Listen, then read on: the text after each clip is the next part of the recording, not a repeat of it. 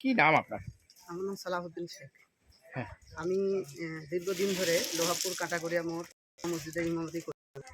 আমি বর্তমানে আমাদের পশ্চিমবঙ্গের যে বিভিন্ন জায়গায় আমরা হিন্দু মুসলিম যে ঐক্য সেটা নষ্ট করার চক্রান্ত চলছে বিভিন্ন রাজনৈতিক দলের মাধ্যমে।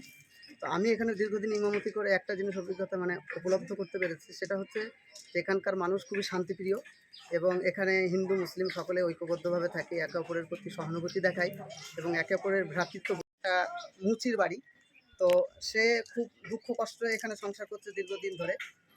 এই বর্ষার সময় আমরা দেখেছি যে যখনই বৃষ্টি হয় তখন সে পানি সেচে সেখানে বসবাস করে।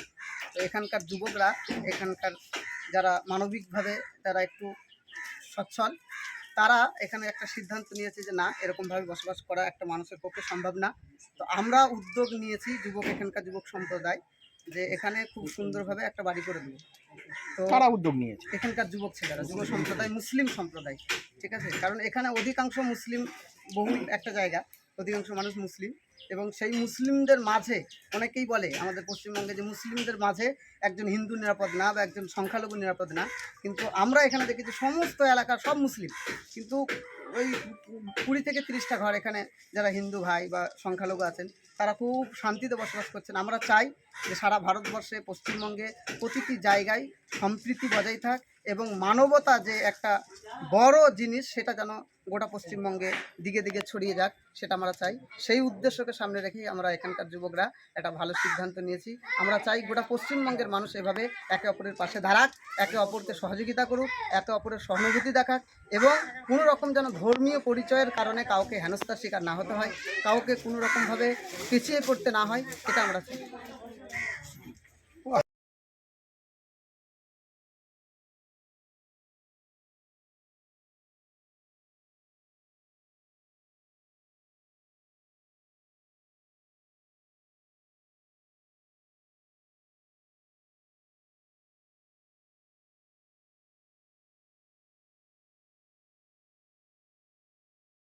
কতদিন ধরে এখানে বাস করছেন?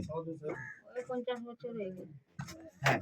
কি অবস্থায় ছিল আপনাদের বাড়ি? আমাদের বাড়ি তখন তো ডুবছিল না, কিন্তু এই 40 বছর আগে মানে ডুবছে বাড়ি। হ্যাঁ, কিন্তু এবার বেশি হয়েছে, আর পাচ্ছি না থাকতে। ছেলেপিলের সারা রাত বসে থাকছি জল হওয়ার পর।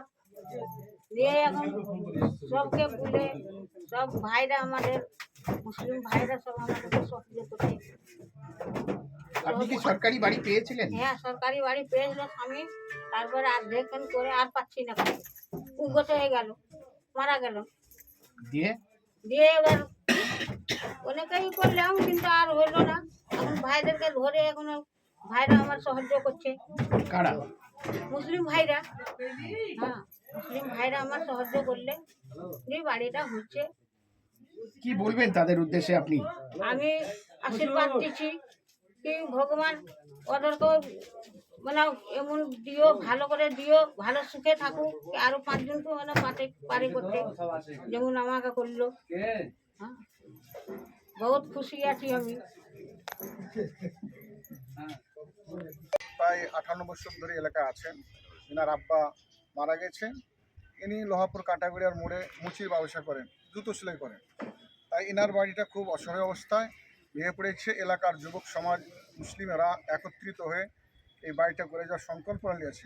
তাই আমরা সকলে এসে এখানে উপস্থিত হয়েছি। আমরা এসে এই বাড়িকে সহযোগিতা করে এই বাড়িটা করে দেওয়ার সিদ্ধান্ত নিয়েছি। তাই আমরা সবাই মিলে, এলাকার সমস্ত যুবক, মুসলিম অমুসলিম সবাই মিলে সাহায্যের হাত বাড়িয়ে দিয়েছি। বিশেষ করে মুসলমানরা এখানে বেশি আছে, তাই মুসলমানরা এই বাড়িটা করে দেওয়ার সংকল্প। কি নাম আপনার? হ্যাঁ। কি হয়েছে? স্যার কী হবে, আমাদের ঘর খুব কষ্ট হচ্ছিলো, জলের ঢাম আসছে। আমাদের মুসলিম কাকু বাবা জেঠুরা সবাই মিলে আমাদের কষ্ট দেখে স্যার আমাদের সাহায্য করে আমার ছাদ দিয়ে দিয়েছে।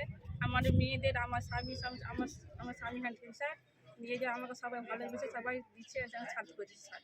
আমাদের ভালোবাসা, আমাদের বাঁচার জীবন করে দিচ্ছে একটা স্যার।